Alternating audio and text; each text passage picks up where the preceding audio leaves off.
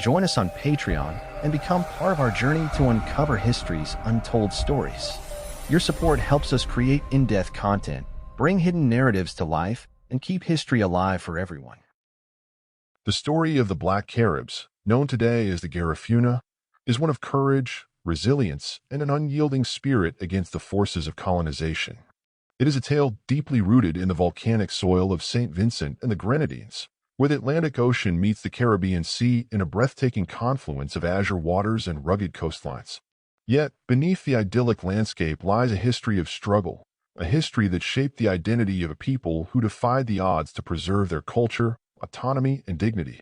To begin this narrative, we must travel back in time to the early interactions between the indigenous peoples of the Caribbean and African captives who found themselves in this region not by choice, but by the cruel hand of fate.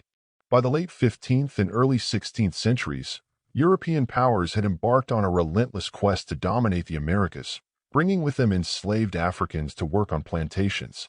However, not all Africans who arrive in the Caribbean were destined for a life of servitude. Shipwrecks, rebellions aboard slave ships, and other serendipitous events allowed some Africans to escape bondage and integrate with the indigenous Caribs, Kalinago, of St. Vincent.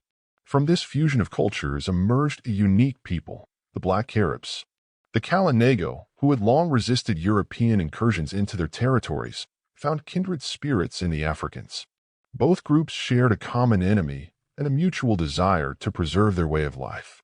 Together, they forged a society that valued freedom above all else.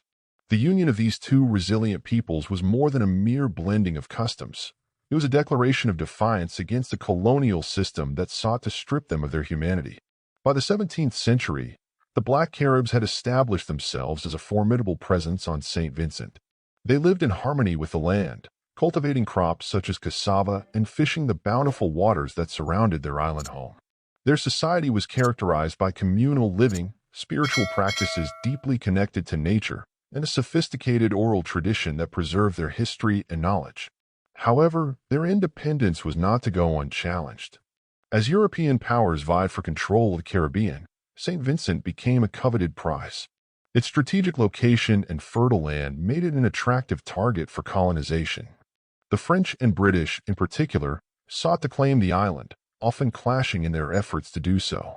For the Black Caribs, these colonial ambitions posed an existential threat. They knew that their survival depended on their ability to resist the encroachment of these foreign powers. The Black Caribs' resistance to colonization was not merely a matter of defending their land. It was a fight for their very identity. The British, who eventually gained control of St. Vincent in the late 18th century, viewed the Black Caribs as a threat to their colonial enterprise. Unlike other indigenous groups who had been subdued or displaced, the Black Caribs were fiercely independent and skilled in guerrilla warfare. Their intimate knowledge of the island's terrain gave them a tactical advantage, allowing them to launch surprise attacks and evade capture. The First Carib War, which began in 1769, marked the beginning of a prolonged struggle between the Black Caribs and the British. Led by Joseph Chaudière, a charismatic and astute leader, the Black Caribs fought valiantly to defend their homeland. Chaudière's ability to unite his people and inspire them to resist was instrumental in their early successes against the British. Under his leadership, the Black Caribs formed alliances with the French, who were eager to undermine British dominance in the region. This alliance provided the Black Caribs with additional resources and military support, enabling them to hold their ground against a better-equipped adversary. Despite their determination and strategic acumen, the Black Caribs faced immense challenges. The British, unwilling to concede defeat, launched a relentless campaign to subjugate them. The conflict took a heavy toll on both sides, but the Black Caribs' resolve remained unbroken. The First Carib War ended in 1773 with a tenuous peace agreement that allowed the Black Caribs to retain control of parts of St. Vincent. However, this peace was short-lived. The Second Carib War, which erupted in 1795, was even more brutal than the first. By this time, the British had become increasingly determined to eliminate the Black Caribs as a political and military force. They viewed the Black Caribs' defiance as an affront to their authority and a hindrance to their colonial ambitions. The war was marked by intense fighting, widespread destruction, and significant loss of life.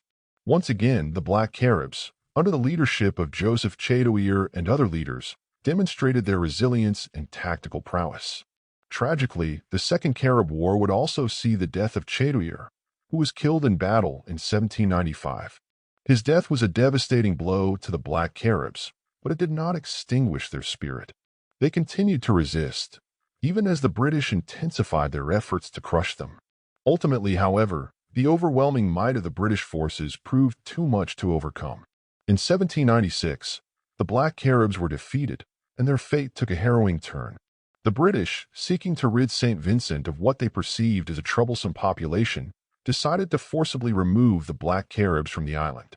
In a grim episode of colonial history, thousands of Black Caribs were rounded up and deported to the barren island of Balassos.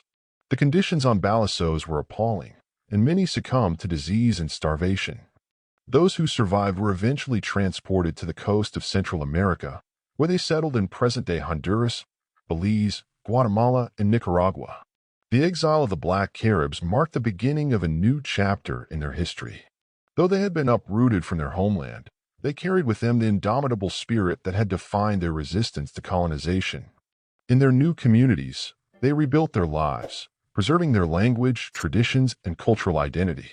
Today, the Garifuna people stand as a testament to the resilience of the human spirit. Their music, dance, and storytelling continue to celebrate their heritage and honor the legacy of their ancestors who fought valiantly for freedom.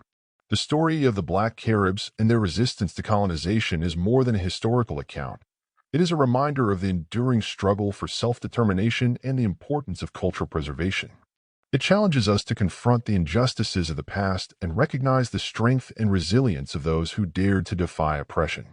As we reflect on this history, we are called to honor the legacy of the Black Caribs and draw inspiration from their unwavering commitment to freedom and dignity. Their journey from St. Vincent to the shores of Central America is not just a tale of displacement but a testament to survival.